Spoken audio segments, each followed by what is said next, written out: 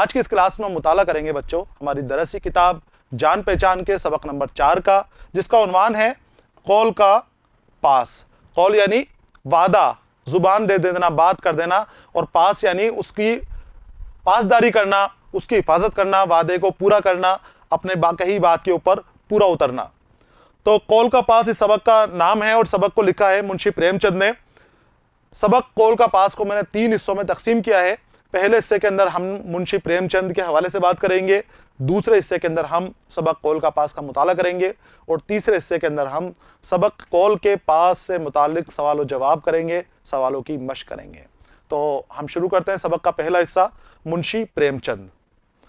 منشی پریم چند بچوں اردو ادب کی وہ ہستی ہے جو کسی تعارف کی محتاج نہیں ہے۔ اردو ادب کے جدید افسانہ نگاروں میں آپ کا نام آتا ہے، پہلے افسانہ نگاروں میں آپ کا نام آتا ہے۔ اردو ادب کو آپ نے حسن و عشق، محبت و معشوق اور سطحی مضمونوں سے اٹھا کر حقیقت پسندی کی طرف لے کر آئے۔ اردو افسانوں کو، ناول کو آپ نے ان پرانے موضوعات سے چھٹکارا دلایا کہ جو صرف کچھ لوگوں کے طبع آزمائی کے لیے، طبیعت کو خوش کرنے کے لیے لکھے جاتے تھے۔ انہوں نے اردو افسانوں کو اور ناول کو عوام سے جوڑ دیا، عوام کے لیے لکھا، اور عوام کو پسند آنے والے آپ نے کلام لکھے۔ جب آپ عوام کے لیے لکھ رہے تھے تو عوام کے لیے آپ نے موضوعات بھی ایسے ہی چھانٹے کہ جو عوام سے متعلق ہوں، عام زندگی سے متعلق موضوعات آپ نے اپنے افسانے کے اندر شامل کیے، آپ نے اپنے ناولوں کے اندر شامل کیے۔ آپ کے جو موضوعات ہیں وہ مزدوروں کی عکاسی کرتے ہیں، مزدوروں کا درد و دکھ درد بیان کرتے ہیں، عورتوں کی پریشانیاں بیان کرتے ہیں، گاؤں کے حالات، گاؤں میں کیا حالات ہیں، کھیتی باڑی میں کسان کس کس طرح سے پریشانیوں کو اٹھاتا ہے، وہ ان لوگوں کی طرفداری آپ اپنے افسانوں کے اندر کرتے تھے۔ آپ کے افسانوں کا ہیرو بھی ہمیشہ اسی طبقے کا ہوتا تھا، اسی چھوٹے سے طبقے کے اندر، اور دبے کچلے اور بری طرح پریشان طبقے کی عکاسی آپ کے مضمون، آپ کے افسانے اور آپ کے ناول کرتے تھے۔ پریم چند اپنی بات کو سادہ اور سلیس زبان میں کہتے تھے، آسان زبان میں کہتے تھے، مشکل الفاظ کا استعمال آپ کبھی بھی نہیں کرتے تھے، اور آپ بھی اس بات کو قبول کرتے تھے۔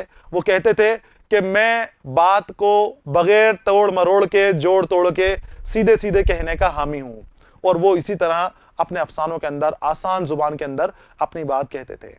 بہت بڑی شخصیت ہے اردو کی بھی اور ہندی کی بھی۔ ہندی کے اندر آپ کو اپنیاس کا سمراٹ کہا جاتا ہے۔ بہت عمدہ قسم کے آپ نے اپنیاس لکھے، ناول لکھے۔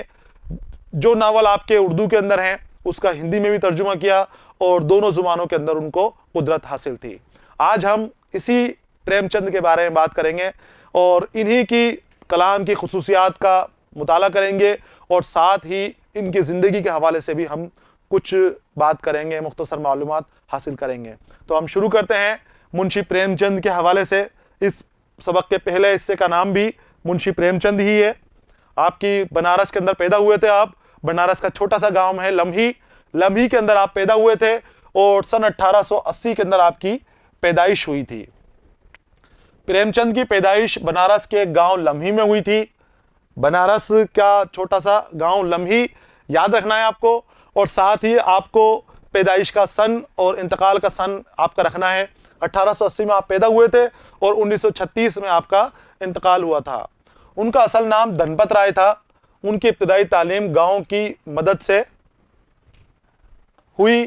میٹرک پاس کرنے کے بعد 1899 میں بنارس سے قریب چنار گڑھ کے ایک مشن اسکول میں اسسٹنٹ ماسٹر کی حیثیت سے ملازم ہو گئے، اور 1905 میں کانپور کے ضلع اسکول میں استاد کی حیثیت سے ان کا تقرر ہوا۔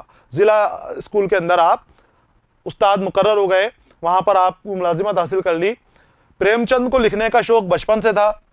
آپ نے اپنا پہلا افسانہ 14 سال کی عمر میں لکھ دیا تھا، اور انہوں نے زندگی کے دکھ درد کو قریب سے دیکھا اور محسوس کیا تھا۔ یہی وجہ ہے کہ زندگی کے مسائل ان کی تحریروں کا موضوع بن گئے ہیں۔ موضوع یعنی ٹاپک۔ تو میں نے آپ کو بتایا کہ جو آپ کے افسانوں کے موضوع ہیں وہ بالکل عوام سے جڑے ہوئے ہیں، زندگی کی سچائیاں نظر آتی ہیں، اس میں حسن و عشق کی باتیں نہیں ہوتی، ان کے کلام کے اندر بناوٹی باتیں نہیں ہوتی، تصنع بالکل بھی نہیں پایا جاتا ہے۔ جو سچ ہے، جو حقیقت ہے، وہی آپ اپنے افسانوں کے اندر استعمال کہتے ہیں۔ حقیقت پسندی کو آپ پسند کرتے تھے، حقیقت پسندی کے آپ حامی تھے۔ ان کی زبان بہت سادہ اور سلیس تھی۔ ان کی بیشتر ناول اور افسانے دیہاتی زندگی سے تعلق رکھتے تھے۔ دیہات کی زندگی کی آپ نے اپنے ناولوں میں خوبصورت عکاسی کی ہے بچوں۔